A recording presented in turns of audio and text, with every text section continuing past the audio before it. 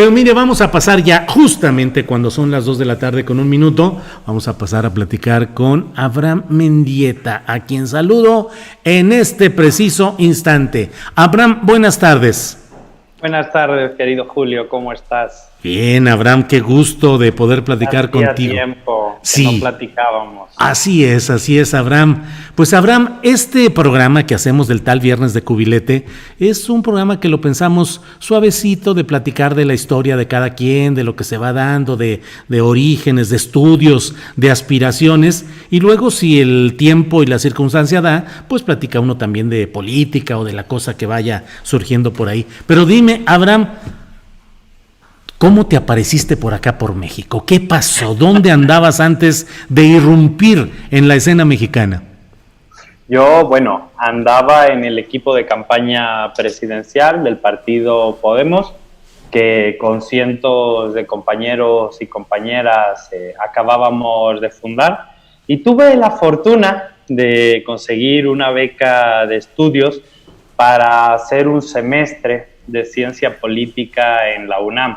Y bueno, y la verdad es que me enamoré del país, empecé a colaborar con distintos compañeros y compañeras y me enamoré del país, querido Julio. ¿Cuánto hace que llegaste pues a México? Por primera vez como unos 3, 4 años, pero no he vivido aquí todo ese tiempo.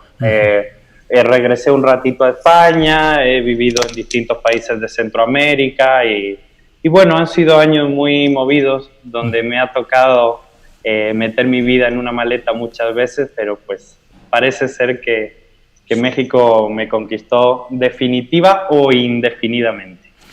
¿Dónde naciste, Abraham? Nací en Andalucía, la segunda región más pobre de toda Europa después de Rumanía, en el sur del país, a solo 14 kilómetros de África, en el estrecho de Gibraltar. El lugar exacto donde yo nací es Cazorla, en la provincia de Jaén, tierra de jornaleros agrícolas que se ganan la vida con el sudor de sus manos. Ahí viviste la mayoría del aceite de oliva que existe en el mercado nacional viene de mi tierra. ¿Ahí viviste hasta qué edad, Abraham? Hasta los 17, 18 años, que fui a Madrid, a la Universidad Complutense de Madrid, a estudiar ciencia política. ¿Y de dónde viene tu formación de izquierda? Bueno, mis papás son gente de izquierda, pero no proceden del mundo de la academia ni nada parecido. Mi papá es mesero, a día de hoy sigue siendo mesero, se parte la espalda para que sus 2 hijos pudieran tener un futuro, y mi mamá, ama de casa, igual, trabajadora incansable. Viene de ello, por supuesto. Yo recuerdo con menos de 10 añitos cuando mis papás me llevaban a la marcha contra la absurda guerra de Irak en las que nos metió el gobierno de derecha español y que desgraciadamente nos costó un atentado terrible, el 11M, donde perdieron la vida más de 200 trabajadores españoles inmigrantes en los trenes de Atocha, por la decisión de un loco como José María Aznar de meternos en esa guerra absurda. Te pregunto esto con respeto y pues con afecto personal que hay, Abraham. Te pido que no lo tomes a mal, pero no encuentro cómo plantearlo de otra manera. Te pregunto, ¿por qué decidiste estar en México y no luchar y participar en tu propio país?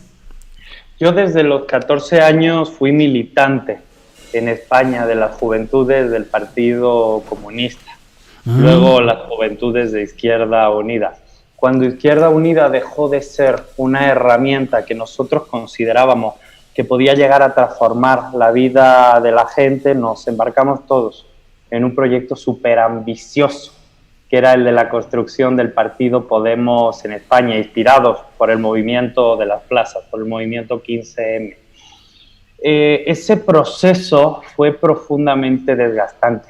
Fueron 18 horas al día. Yo era miembro del equipo de argumentario y discurso de Podemos, hacíamos los argumentarios matutinos, a las 6 de la mañana nos dormíamos, a las 2 de la madrugada, y cuando terminé la campaña electoral, la primera presidencial de diciembre de 2015, decidí que era momento de darle una vuelta a todo, que a ese proyecto le habíamos puesto demasiado corazón, demasiada vida, y las diferencias internas de Podemos me hicieron pensar que no estábamos en un momento en el que yo pudiera abonar en sobremanera. Yo además que venía del grupo de los perdedores, del grupo de Íñigo Errejón, y me centré en darle la vuelta a eso, y me vine a México con la beca que conseguí para estudiar un semestre en la Universidad Nacional, y agradezco de corazón a la UNAM haberme recibido y a todos los profesores que tuve ahí.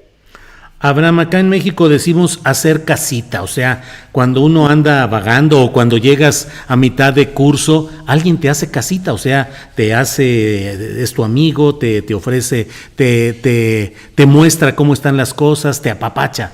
Acá en México, ¿quién te hizo casita? O sea, ¿con quiénes empezaste a hacer relación política y grupal? Por fortuna, el grupo de estudiantes de ciencia política es siempre muy activo, y a los pocos meses de mi llegada organizaron un evento con quien había sido mi profesor, Juan Carlos Monedero, fundador de Podemos, y tuvieron a bien invitarme a ese evento a dar mi opinión sobre los procesos políticos que estaban ocurriendo. Profesores maravillosos como Benjamín Arditi me abrieron la puerta. La Fundación para la Democracia, dirigida en ese entonces encabezada por el liderazgo de Cuauhtémoc Cárdenas, también me dio asilo, me permitió entrar en eventos súper interesantes, porque la política mexicana no es fácil, ¿eh?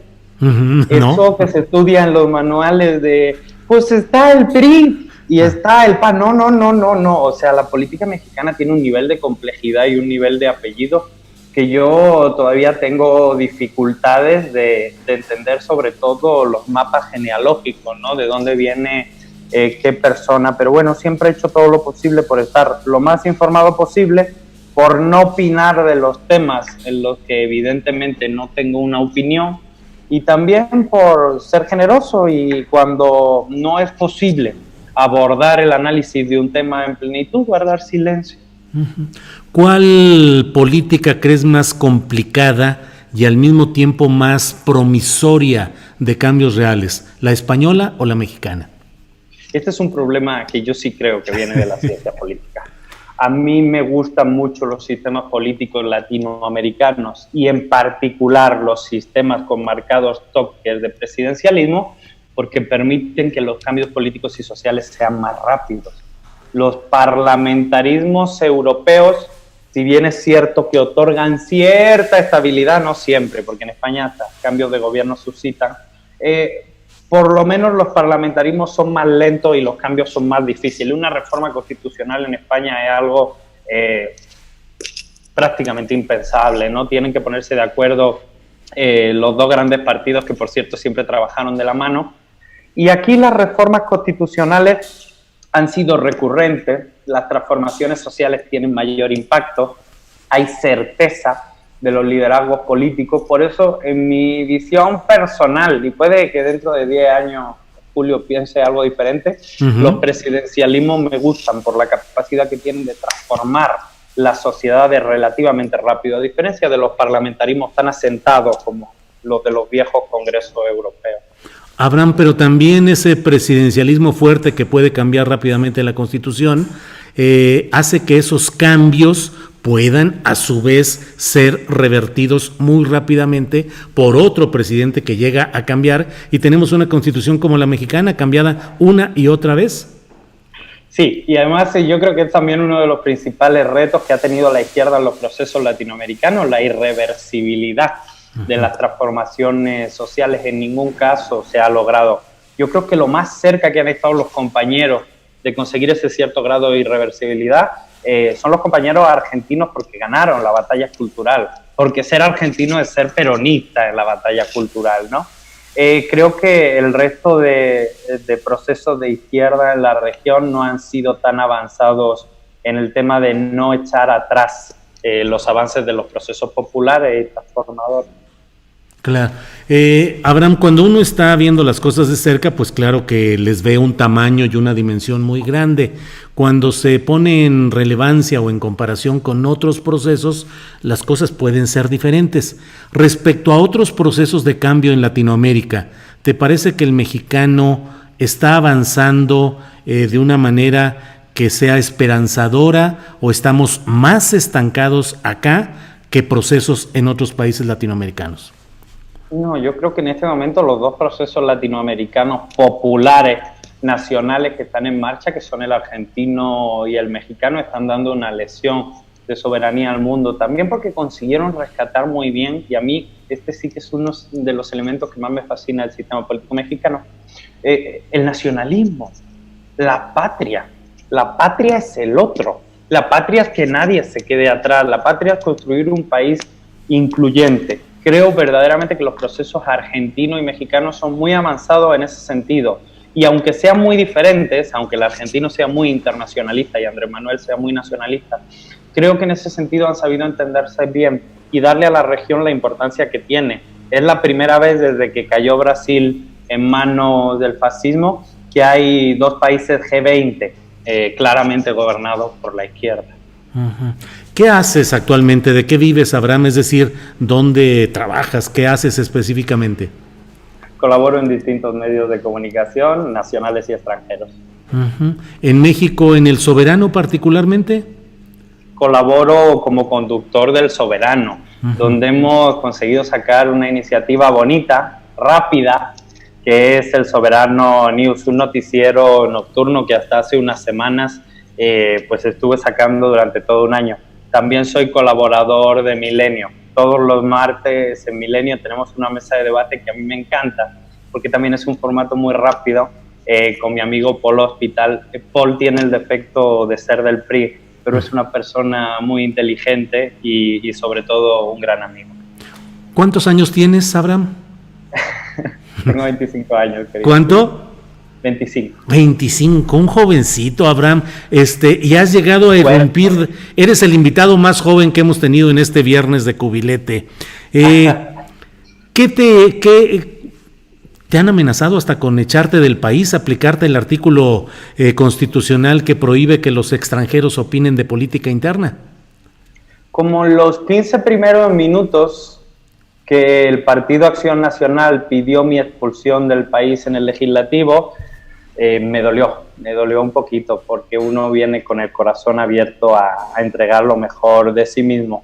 Pero luego me sentí profundamente alegre y agradecido y esperanzado, porque dije, wow, lo que ha avanzado la derecha, querido Julio. Uh-huh. Yo que vengo del Partido Comunista, soy bisexual, soy ateo. Hace menos de un siglo me hubieran querido quemar en la hoguera o apedrear en plaza pública, y ahora solo quieren desterrarme del país. Y pienso, es increíble el avance democrático de la derecha en estos últimos 50 años, los felicito. Lo que sí me sorprendió fue que tuvieran problemas conmigo por ser extranjero, uh-huh. Y especialmente Felipe Calderón, que puso a mi compatriota Mourinho como secretario de Gobernación, que tenía un asesor español, Tony Solá, quien le hizo la campaña de Un Peligro para México, que se trajeron en el 18 a la guatemalteca Gloria Álvarez a hacer campaña.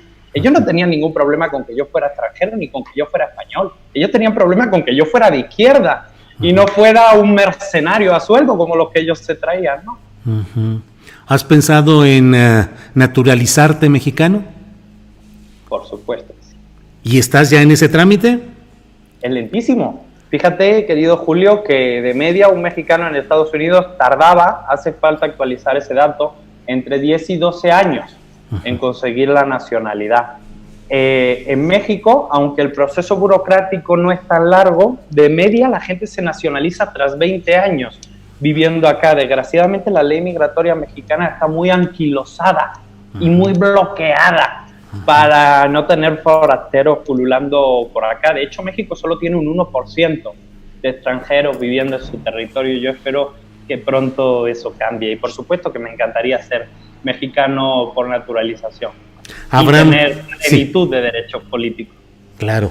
Abraham, has construido un personaje para fines mediáticos en el cual eres demasiado escénico y para ojos mexicanos tal vez muy ruidoso y muy suelto y muy gesticular. Pues puede ser. Ajá. La neta es que sí soy como mucho más tranquilo en la cotidianidad, pero también te confieso, mi personaje sí es exactamente lo que soy yo. No hay ningún elemento de ese personaje que no tenga que ver conmigo como persona. Uh-huh. Así soy. Cuando me encabrono y grito, porque me duelen las cosas. Porque hacer política, Julio, es que te duelan las cosas, porque si no te duelen las cosas no sirves para hacer política, no sirves para servir. Y en ese sentido creo que mi personaje, más allá de lo excéntrico que pueda hacer, por supuesto que a veces he tenido que abordar algunos temas con una perspectiva un poco diferente para intentar que tuvieran en el debate público la relevancia que políticamente creo que tienen. Pero bueno, más allá de eso, creo que mi personaje sí ha sido honesto en ese sentido, sí se parece a lo que soy yo. Puedo hablar muy tranquilamente de otro tema, pero cuando se trata de dotar a los dolores en política de la importancia que tienen, entonces sí hay que ponerle la pasión y el sentimiento, porque si no, esto es un teatro y no se vale. ¿Has pensado en ser actor? No me alcanza para tanto. ¿Has pensado en estudiar algo distinto de ciencia política y de todo ese tema? Es decir, ¿por dónde caminas cuando no quieres estar tan metido en las tensiones políticas? Tengo una matrícula a medias en la Universidad a Distancia de España, en la UNED, en la carrera de filosofía. Según el semestre voy tomando materias vinculadas a la política o completamente ajenas. Hasta hace muy poco estaba tomando una de historia del arte que intenté que tuviera que ver lo menos posible con la teoría política para desconectar un poquito. Pero aún así la filosofía política siempre fue de los elementos que más me apasionan.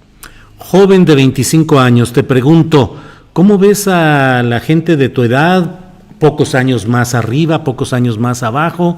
Suele darse este cliché de que hay poca participación e incluso poca preocupación de los jóvenes de tu generación por los asuntos políticos complicados. ¿Cómo ves este tema? Es que mi generación ha sido bastante golpeada en algunos temas, querido Julio. Creo que lo que nos quitaron fue el derecho a soñar con cierto grado de estabilidad. Prácticamente ningún compañero o compañera de mi edad, por trabajos brillantes y buenos sueldos que tengan, conozco algunos, no están pensando, por ejemplo, en comprarse un departamento en propiedad en la Ciudad de México, por lo que implica a un nivel de costo. Mi papá, que era mesero, pudo comprarse su humilde departamento, que fue mi casa y es tu casa, querido Julio, a los 26, 27 años. Eso es algo que a mi generación le han robado. A mi generación le dijeron, prepárate, estudia, aprende idioma. Mi generación cumplió y fue condenada a la falta de oportunidades, a la violencia, a la exclusión, a la marginalidad, y creo que eso pesa. Y cuando algunos compañeros, como los que yo tenía en la universidad, tenían que hacer 3 horas del Estado de México a la facultad, luego la facultad, luego la tarea y 3 horas de regreso a casa en distintos... ¿Cuándo mi compañero, mi compañera tiene el tiempo, por mucho que tenga la voluntad de involucrarse en los asuntos políticos? Y aún así había superhéroes que lo hacían, pero es que no se trata de ser un superhéroe, Julio. La política tiene que ser accesible para todo el mundo, y el problema es que hacer política en este momento acaba siendo un privilegio de clase, porque tienes la posibilidad de hacerlo, te lo puedes permitir, acaba siendo un privilegio en todo su conjunto, ¿no? Te pregunto esto a sabiendas de que luego pues hay críticas muy fuertes cuando se tocan estos temas, pero ¿te parece que la política de cambio que hoy se está desarrollando en México al amparo del presidente López Obrador es una política realizada por gente de una edad avanzada que no entiende estos temas de los jóvenes? No, no lo creo. Yo creo que el gabinete de López Obrador sintetiza los dolores que se acumularon en décadas de lucha, sintetiza las distintas luchas que este país tuvo que enfrentar para alcanzar por fin un gobierno verdaderamente democrático. Aunque sí creo que en determinados elementos, sobre todo en la comunicación con los movimientos, con los grupos sociales, ha podido fallar la perspectiva. No creo que sea por tema de edad. Creo que era porque México tenía demandas desde hace décadas insatisfechas y de repente emergen nuevas demandas, y ese equilibrio siempre es difícil, pero desde luego la transformación de México será con la nueva lucha y no solo con los antiguos y legítimos, perfectamente legítimos dolores. El chavito, más chavito que ahorita, pero chavito, Abraham Mendieta, ¿qué quería hacer cuando estaba en la primaria? Siempre quise ser abogado. ¿Sí? Ahora no lo suelo tolerar. Uh-huh. ¿Y por qué? ¿Podría ser un abogado defensor de sindicatos, de grupos agrarios?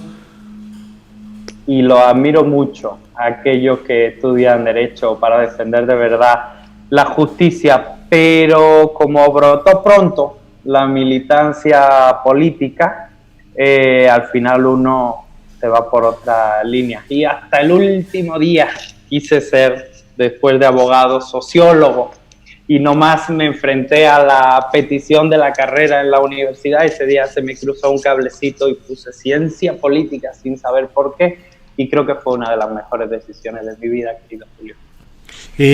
Cuando te diviertes, ¿qué haces? ¿Cantas, bailas? ¿Qué haces? ¿Juegas ajedrez, deporte? ¿Qué haces?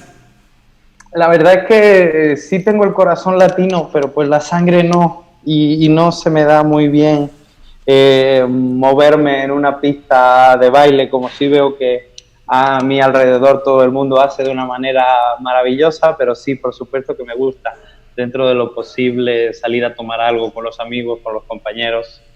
A veces a zonas medio fifís, como la Roma o la Condesa, a veces me pueden encontrar por ahí, lo confieso. Pues digo, con justo derecho finalmente, pero deporte, pasatiempo. No he tenido mucho tiempo últimamente para practicar el deporte, creo que se nota por aquí en las arrugas de mi camisa. Y bueno, y la verdad es que desperdicio una cantidad de tiempo espantosa en la red social Twitter. Tengo que aprender a salir de ahí.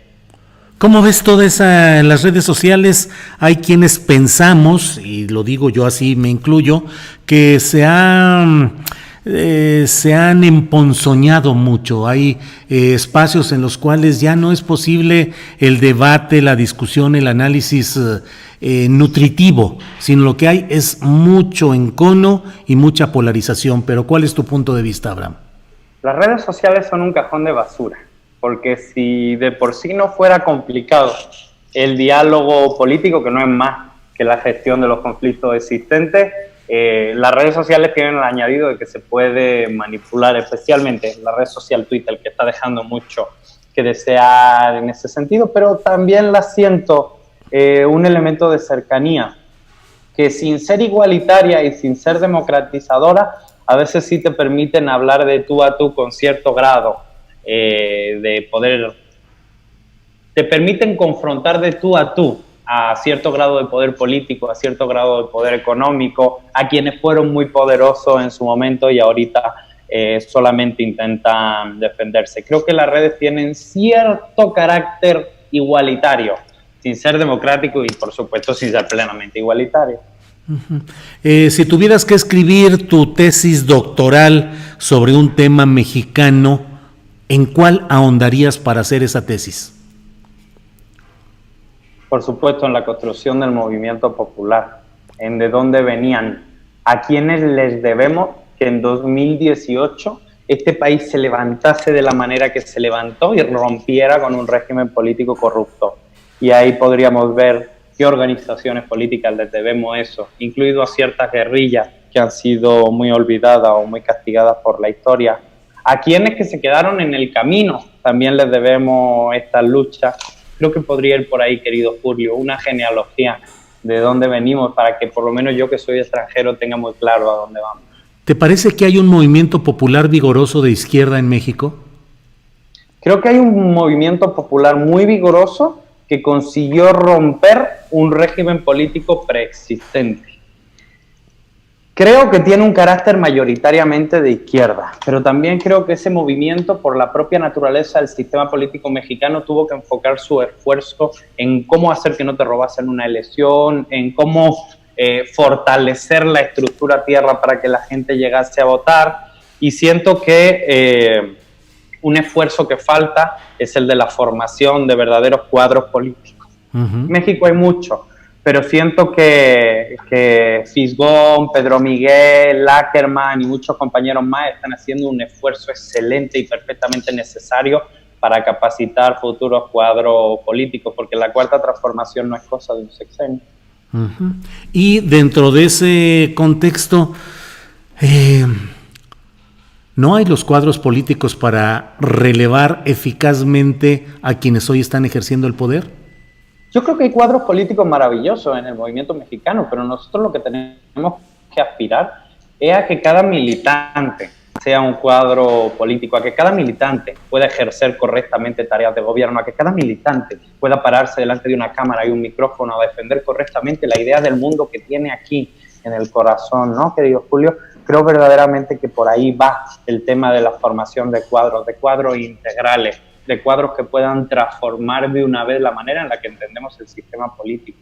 Porque últimamente está dando mucha vergüenza el sistema político mexicano, ahora que sobre todo estamos conociendo todo lo que ocurría en sexenios pasados y que hubiera quedado solapado en tierra si no hubiera habido un cambio. En este juego de hipótesis en el que estamos entrando en algunos casos, si tuvieras que escoger una ciudad para decir que fuese tu ciudad natal hipotética y solo por gusto, ¿cuál escogerías de México? ¿Me dejas que escoja dos? Una en el sur y otra en el norte. Viene pues. En el sur, San Cristóbal de las Casas, un paraíso. Y en el norte, Ciudad Juárez. No hay ciudad donde la gente sea más linda, más amable, más generosa que Ciudad Juárez. Hablabas hace un momento de cómo se está viendo todo este grado de corrupción en la política mexicana. Desde luego está la narrativa de lo que ahora se dice narrativa, el discurso o la relatoría, la exposición de hechos de Emilio Lozoya. ¿Te parece escandaloso o te parece casi simplemente de realismo político? De realismo político, decadente, ni tan escandaloso. Me parece más escandaloso el elemento del cual tú estabas platicando y que ahorita vi que salió en una nota de Milenio, ¿no? De los entornos del calderonismo, de gente como Javier Lozano, a la que le encuentran movimientos bancarios de 370 millones de pesos. Eso sí me parece escandaloso, querido Julio. Lo que dice Lozoya me parece una mezcla entre decadente, deprimente, pero también esperable. Si es que el PRI llegó al poder empoderado, creían que iban a estar 80 años más en el poder y arrasaron con todo en menos de un sexenio. Y lo peor es que ellos solo eran los corruptores, pero el Partido Acción Nacional, que se supone que era la oposición, estaba deseando dejarse corromper y en tan solo un sexenio mataron el sistema político mexicano, que ya tenía serias deficiencias desde ese narcogobierno calderonista que tiene la culpa de la espiral de violencia tan terrible que vivimos. ¿Qué opinas del video dado a conocer ayer en el cual se ve al hermano del presidente López Obrador recibiendo dinero de un funcionario público, al menos hasta ayer, David León Romero? Muchos elementos. El primero, en análisis estrictamente político y de juego de equilibrio, siento que muy desesperada se ha visto la oposición a Andrés Manuel López Obrador para sacar en este momento lo que podríamos pensar que es una de las bombas más fuertes que tienen. Además, relativamente torpe, porque ponen a López Obrador a discutir en el terreno de la honestidad y la lucha contra la corrupción, que es un terreno en el que él se siente profundamente cómodo, y le permiten que hoy salga a presumir, pues a David ya lo retiro y a mi hermano si hace falta que lo investiguen. Es más, si hace falta también declaro yo. Pusieron a López Obrador en una posición difícil, pero más cómoda para él que para otras personas, y además deja vacíos del otro lado del terreno. Ya sabemos que ese dinero iba para financiar el templete, el sonido de los eventos de Morena, pero aún no sabemos para dónde iban los millones de pesos que se repartían los senadores del PAN de la pasada legislatura. Pero aún no sabemos cuál es la opinión del Partido Acción Nacional sobre los nexos de la delincuencia organizada con cabeza de vaca. Siento que intentaron dar un golpe político a Andrés Manuel y situaron a Andrés Manuel nuevamente en el terreno del que le gusta mucho hablar, la honestidad y la corrupción. Le permite aclarar su situación y seguir, como siempre, porque le encanta y está bien, porque tiene motivos para hacerlo, dando madrazos de un lado para otro. crees que va a salir indemne de este litigio o de este conflicto que se está planteando? ¿Quién? López Obrador. ¿Crees que va a salir el presidente López Obrador indemne de todo del video de su hermano y de David León? Es que no creo que esté dentro de nada, ni siquiera en el aspecto comunicacional. Siento que lo que pretendió ser un golpe a López Obrador le permitió demostrar que incluso en casos mucho más pequeñitos de algo que se ve medio feo, puede responder con mucha más contundencia que los que se dicen opositores. Creo que sale fortalecido porque se ve que su pose anticorrupción no es una pose, es un compromiso de verdad. Uh-huh. Abraham, apelo a tu experiencia en España, de la historia de España, para preguntarte cuáles son los riesgos que tenemos de que este florecimiento de una esperanza de cambio desde la izquierda pueda ser aplastada por las fuerzas, pues en el caso español, militares, con los segmentos económicos, con la derecha vengativa. ¿Y qué tanto en México estamos en riesgo de un golpe de derecha que nos haga retroceder en términos históricos y que puede significar una larga noche de la derecha en México? Bueno, en el caso español, yo creo que no es correcto hablar del florecimiento de la extrema derecha, porque toda esa gente que ahora es diputada de Vox o que incluso vota por Vox, era el sector de extrema derecha que estaba perfectamente integrado, el sector tardofranquista que estaba perfectamente integrado en el Partido Popular. Y fue precisamente el fraccionamiento del Partido Popular, la ruptura en el seno del Partido Popular, la que permitió que Vox apareciera, pero también que no tuviera mayoría absoluta, porque el sistema político español premia la sobrerepresentación. Si no hubiera sido porque Vox nació, el Partido Popular probablemente tendría mayoría absoluta en este momento, así que todo es relativo. El problema de la extrema derecha es la impunidad con la que sí está evocando sus discursos de odio, con la que aparece en el discurso público, en los medios de comunicación, cómo intentan normalizar el racismo, la xenofobia, el odio al migrante, la pobreza. Eso sí es preocupante. Creo que más que sus resultados electorales, que incluso nos ayudaron a que no gobernasen nunca más, lo que me preocupa es el auge de ese tipo de discurso de odio. En México hay elementos de esa extrema derecha, sí, pero institucionalmente está representada por un tipo que posiblemente acabe en prisión, si no totalmente defenestrado, que es Felipe Calderón. Por supuesto que la extrema derecha es el calderonismo, gente que exalta la violencia, lo bélico. Nosotros combatimos con pantalones al narcotráfico. Dicen, no, hombre, pero si usted estaba en la nómina del narcotráfico, ¿no? Los derechos humanos son para los humanos derechos, pero bueno, ¿dónde se escapó, no? Ese tipo de discursos de odio que están aglutinados en el calderonismo, por desgracia, hoy solo representan un 10% de la población. También porque tienen un líder que tiene mucha cola que le pisen, especialmente porque estaba al servicio del narcotráfico al que decía combatir. Uh-huh. ¿Qué es lo que estás aportando actualmente al proceso de cambio en México? ¿Cuál es tu aportación, Abraham? Pues yo no soy evidentemente militante de Morena. Yo soy simpatizante de un proceso de cambio y lo que intento aportar desde las trincheras en las que yo estoy, que son los medios de comunicación y las redes sociales, es una línea argumental que no siempre aparece. Una línea que intenta informar sin mentira, sin campaña negra y sin difamación, pero con compromiso político. Y a algunos perdón por la palabra, Julio, les encabrona profundamente que una persona que habla de temas de actualidad e intenta hacer análisis sobre temas de actualidad tome partido, tome posición. Pero yo creo que no, yo creo que no sé si el periodismo, pero la comunicación tiene que tener un carácter comprometido con la sociedad. Me gusta mucho una frase que tiene Álvaro Delgado que dice que el verdadero periodismo no se somete al poder político, pero tampoco al poder económico, ¿no? Y hay algunos que a lo mejor no parecen voceros de un partido político, pero sí parecen voceros de grupos empresariales y uno no sabe qué es peor. Yo por eso prefiero hablar siempre desde un lugar de enunciación, claro, desde la honestidad, de decir, soy una persona de izquierdas, soy una persona que simpatiza con el proceso de transformación en México y entendiendo eso, de aquí emana mi análisis. Y me parece honesto.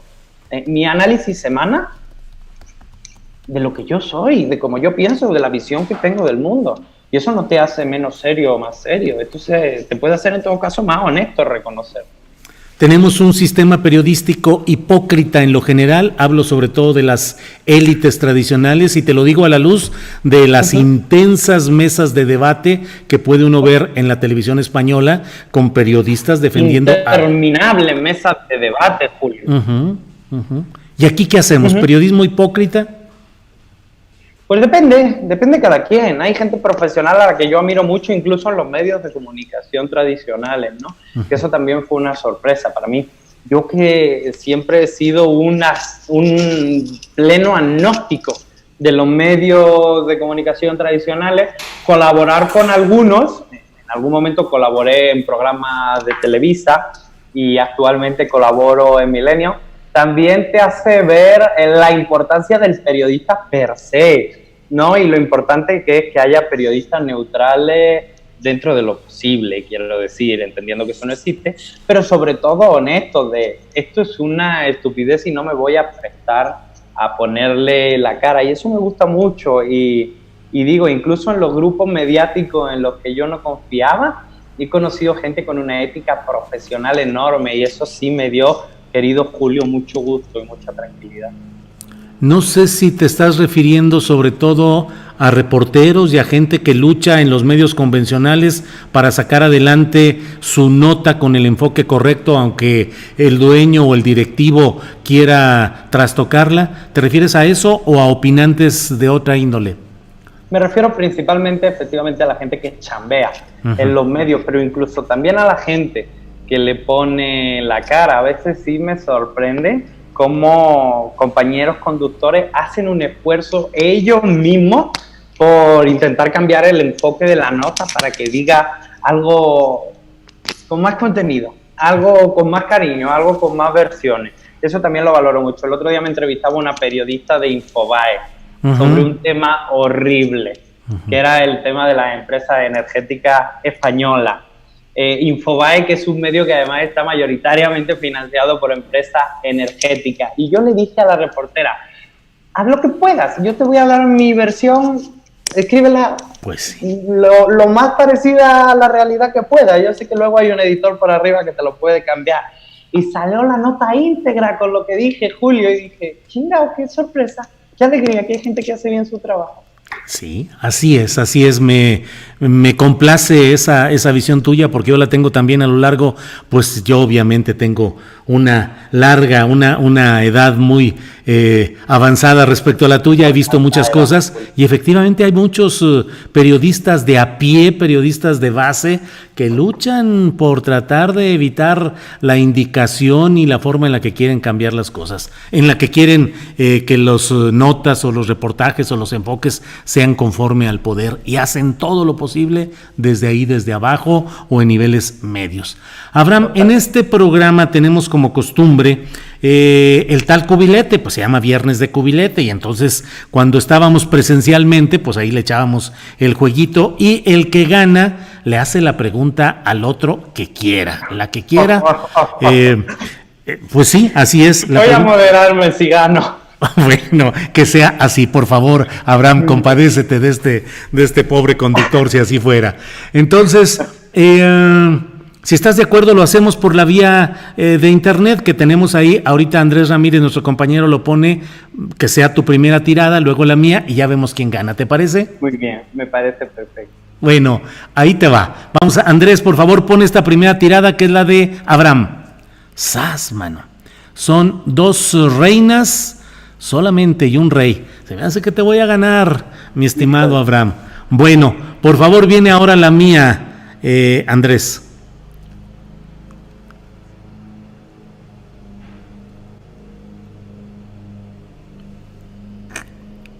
Dos pares, 2 reinas y 2 dieces. Lo siento mucho, pero te he ganado, mi estimado. Voy a confiar en la honestidad de Andrés porque se llama igual que una persona en la que confío mucho. Qué bueno, no, si puedes confiar absolutamente en Andrés Ramírez y claro que lo hacemos así. Abraham, ¿qué significa ser bisexual? Significa no tener ninguna distinción a la hora de poder enamorarte o de tener una relación física o emocional o afectiva con cualquier ser humano. A mí me gusta mucho no tener la imposición de que aquella persona que me llama la atención por lo interesante que es, por lo inteligente que es, por lo lindo que es, por lo dulce que es, más allá de su género, y eso no me genere ningún problema. Creo que eso es lo más bonito de la bisexualidad, que es una opción que yo tengo clara desde hace mucho y que pues ahí va ganando sus adeptos poco a poco, querido Julio. Uh-huh. ¿Y cómo te ha ido en la tierra de machos mexicanos al ser tú abierta y explícitamente bisexual? Me encanta cuando esos machos mexicanos del Partido Acción Nacional, que tanto en contra están del matrimonio LGBT, luego me escriben. Eso sí que es una cosa como mínimo divertida. Ajá. Dentro de esa doble moral. Y la doble moral también está a la orden del día, querido Julio. Uh-huh. Dicen que a la zona rosa le van a cambiar el nombre por la zona azul. Bueno, podemos hacer otro jueguito para ver otro jueguito de cubilete. Andrés, por favor. Va el de Abraham. Ah, no, hombre, no. Ahora sí ya perdí gachamente. Par de ases y una tercia de dieces. ¿Quién mata eso, Abraham? Bueno. Julio, yo creo que ya ni le mueva, ni tires el dado. La esperanza muere al último, Abraham. Déjame intentar. Échale, por favor, Andrés. Ándale, casi que te andaba ganando, te andaba empatando. Tercia de jotos, pero solamente. Ganaste, Abraham. Ay, querido Julio, dime, ¿quién es el mejor periodista vivo y en activo de este país? Pues creo que no es en género masculino, sino femenino. Creo que es Carmen Aristegui. Yo estoy convencido de que Carmen es la mejor periodista de esta generación, que es una mujer que nos ha dado muestras claras de una lucha persistente y constante. No comparto en absoluto las críticas recientes que creo que forman parte de este apasionamiento que las circunstancias han llevado a muchos mexicanos. Y yo creo que Carmen es la mejor periodista de esta época, la respeto, la admiro y siempre tengo la mejor consideración para su trabajo. Casi te diría que la envidio profesionalmente por su capacidad de salir adelante, de mantenerse, su congruencia y al mismo tiempo digo que en esta etapa, Abraham, me parece que las mujeres mexicanas, las periodistas, han sido un ejemplo enorme de dedicación. Anabel ha roto también parte del sistema político mexicano con valentía. Olga Warnat, argentina, pero que vino a luchar a México. Sí, es un momento espectacular de florecimiento. Y muchas reporteras, Abraham, que van a reportear donde algunos machines rines, como el que te habla y como muchos más, no le entramos porque te da miedo y porque dices no, y las mujeres, yo lo veo que están haciendo un gran periodismo. Creo que cuando pasen todas estas pasiones en las que estamos metidos y revisemos esta etapa de años pasados y de años recientes, vamos a ver cómo las mujeres dieron el gran impulso y gracias a ellas tenemos muchos trabajos de investigación muy importantes. Yo también admiro con locura a Carmen Aristegui, me parecen muy injustos y muy de corta mirada algunas críticas deshonestas. Se puede no estar de acuerdo con parte del contenido que a veces su equipo, su portal genera, pero creo que las críticas contra Carmen no han sido en su mayoría honestas. Eso me lleva a preguntarte si crees, Abraham, que nos está haciendo bien o mal tanto apasionamiento político, sobre todo en redes. Es que sí necesitábamos, querido Julio, desahogo. Que volvieran los sentimientos a existir. Ahora necesitamos dominar los sentimientos que no abonan a la construcción política. Pero tanto racionalismo nos había vuelto ajenos a los dolores de la gente, por lo menos a un sector importante de la sociedad. Utilizaron la excusa del racionalismo y de la técnica como ese argumento por el cual millones de personas y sus dolores podían quedar en el olvido. Y por eso volver a hacer política desde los dolores, pero también desde las pasiones, reivindica la vida de muchos millones de mexicanos que quedaron fuera del sistema. Por eso a mí sí me gusta mucho el tema de las pasiones, de los dolores, de los sentimientos, porque hacemos política porque nos duelen las cosas, nos duele ver a nuestro padre con un salario de mierda, nos duele ver a nuestro hermano sin una beca, nos duele ver a nuestra hermana acosada en el transporte público. Hacemos política porque hay dolores que necesitamos reconciliar con lo social, y por eso me gustan las pasiones y los sentimientos en la política, querido. Ahora, ¿ves esa pasión también en las calles y en lo cotidiano o solamente en las redes? La veo en las calles y en lo cotidiano, pero pues en la intimidad del hogar y frente a la pantalla, a veces todo el mundo se salta. Yo mismo, hay muchas cosas que reviso y dije, chinga, hubiera estado mejor tranquilizarse ese día, ¿no? Pero... ¿Te vas a volver más tranquilo? Estoy tranquilo, estoy en un momento muy tranquilo, estoy contento, querido Julio. Tú nos diste además la oportunidad en su momento, a Andrea Chávez y a mí, de presentar el mini documental de historia breve del calderonismo. Estoy haciendo una cosa que me apasiona, que es poder relatar poquito a poquito, con calma, toda esa información que periodistas valientes produjeron a lo largo de esta década, ir ordenándola, poniéndole narrativa, cierto atractivo audiovisual que nos permita que esas investigaciones tan maravillosas nunca queden en el olvido. Y la verdad es que sí está siendo con El Soberano una de las cosas que más me fascina en este momento. Bien, pues Abraham, la verdad es que ha sido un gran gusto el que por fin podamos platicar. Algunas cuestiones de trabajo nos habían impedido que hiciéramos esta reunión de platicar y de compartir puntos de vista. Te agradezco mucho esta oportunidad. ¿Vas a estudiar alguna maestría o doctorado por acá? Bueno, ya me decías de que estás con una inscripción, pero ¿piensas continuar por ahí? Uh-huh. Hice un título propio de maestría sobre política mediática en su momento, donde tuvimos profesores maravillosos como Boaventura de Sousa Santos, como Juan Carlos Monedero, pero sí tengo muchas ganas, querido Julio, de que esto se relaje y de poder volvernos a sentar a la reflexión.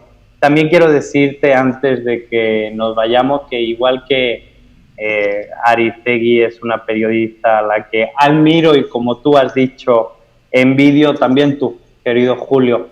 Yo he aprendido mucho de leerte, incluso muchísimo antes de que tú me invitaras a este espacio, así que para mí es especialmente emocionante estar contigo aquí otra vez.